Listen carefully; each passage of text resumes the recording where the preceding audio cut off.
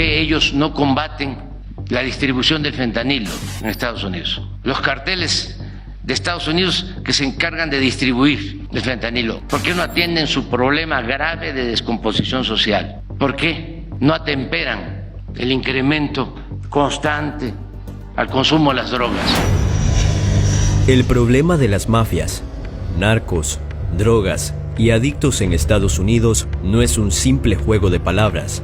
Se trata de una realidad alarmante y compleja que la sociedad enfrenta. A pesar de que este tema ha estado presente durante más de medio siglo, ha sido ignorado por muchos medios de comunicación y también en los pasillos de la Casa Blanca.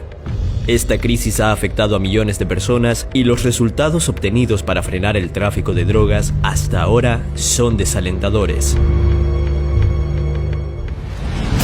La epidemia de las drogas en Estados Unidos.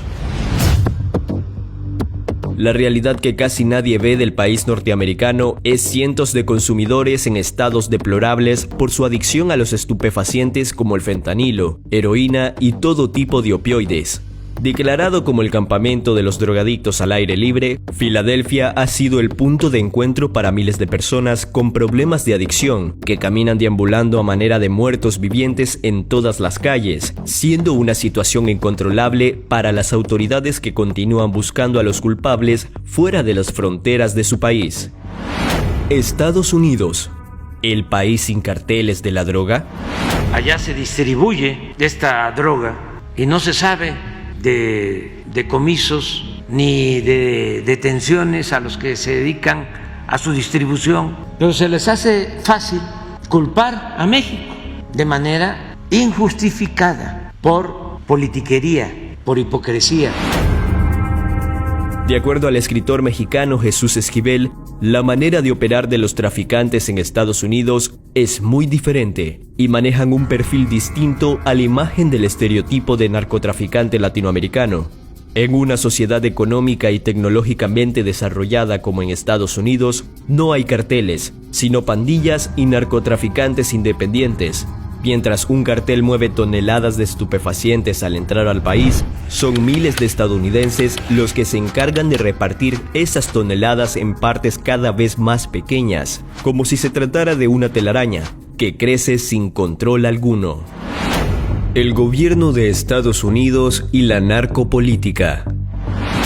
Expertos perciben que la guerra contra las drogas de Estados Unidos se enmarca en una estrategia de militarización que beneficia al poder financiero y genera violencia en los países donde actúa en alianza con los carteles. Pero, ¿cómo nace esta alianza?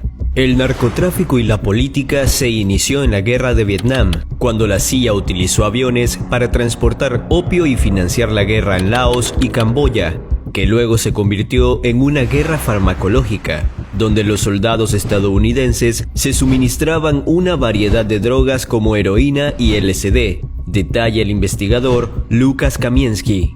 Cuando los soldados estaban volviendo a Francia, llevaban consigo algo de hachís. En muchos casos, era una cantidad enorme, y cuando llegaron, no dejaron de consumir. Al revés, popularizaron la droga.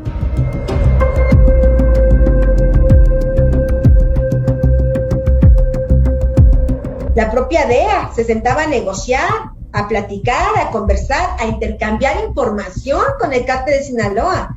Los tenía de amigos, de compadres. El Mayo Zambada es una de las principales fuentes de información de la DEA. Edgar Valdés Villarreal, la Barbie, el propio Chapo Guzmán.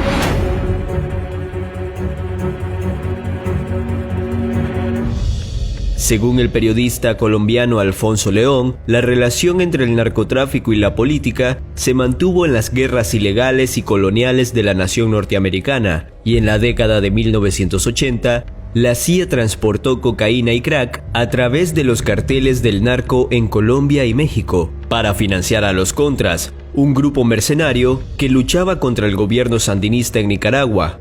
El narcotráfico se convirtió en un instrumento de intervención militar y acumulación económica, e incluso se habla de la creación de organizaciones narcoparamilitares controladas directamente por los Estados Unidos.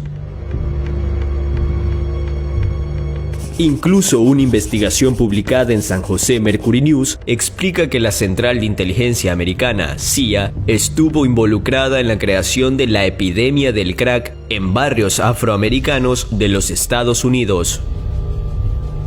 Otro escándalo fue la revelación del periodista estadounidense Michael Rupert sobre la petrolera de origen norteamericano Halliburton, quien estuvo involucrada en operaciones especiales relacionadas con el contrabando de heroína en Irán y el control del 70% de la heroína que ingresaba a Europa Occidental por el Ejército de Liberación de Kosovo durante la intervención militar de los Estados Unidos en los Balcanes en los años 90. Dick Cheney, gerente general de la petrolera Halliburton, como secretario de Defensa de Bush durante la Operación Tormenta del Desierto, también dirigió operaciones especiales que involucraban a rebeldes kurdos en el norte de Irán. La principal fuente de ingresos de los kurdos durante más de 50 años ha sido el contrabando de heroína desde Afganistán y Pakistán, a través de Irán, Irak y Turquía. Lucha o control. ¿Cómo confiar ciegamente en elementos de la DEA cuando está demostrado de que muchos de ellos mantienen o mantuvieron vínculos con la delincuencia organizada? Que la DEA o la CIA o cualquier agencia del gobierno de Estados Unidos decida sobre lo que va a hacer la Secretaría de Marina o lo que va a hacer la Secretaría de la Defensa de México. No. Cooperación sí. Sometimiento no, porque México es un país libre, independiente y soberano. Desde su creación en 1973 y con unos 5.000 agentes especiales en más de 50 países, la Agencia Antidrogas de Estados Unidos, o DEA por sus siglas en inglés, podría calificarse como una de las organizaciones más grandes y poderosas del gobierno estadounidense, pero expertos dudan de su verdadero fin. Según el periodista colombiano Ramón Martínez, la DEA no se dedica a controlar las drogas, sino que utiliza la excusa del combate contra el narcotráfico para infiltrarse en los países y controlar todo lo que sucede allí. Un ejemplo de gran claridad es Colombia, con sus amplias e históricas relaciones con el país norteamericano, donde a pesar de contar con la presencia de personal militar estadounidense en al menos 7 bases militares y los estrictos controles en las fronteras sudamericanas y norteamericanas, toneladas de sustancias ilícitas continúan entrando a Estados Unidos y salen fuertes cantidades de dinero ilegal. Un informe de la Organización de las Naciones Unidas en 2019 reveló que Colombia es el mayor productor de cocaína del planeta y Estados Unidos el mayor consumidor. En este contexto, especialistas sugieren que la guerra contra las drogas se presenta como un negocio que se pone a la par del petróleo y da poder financiero, político, mediático y militar.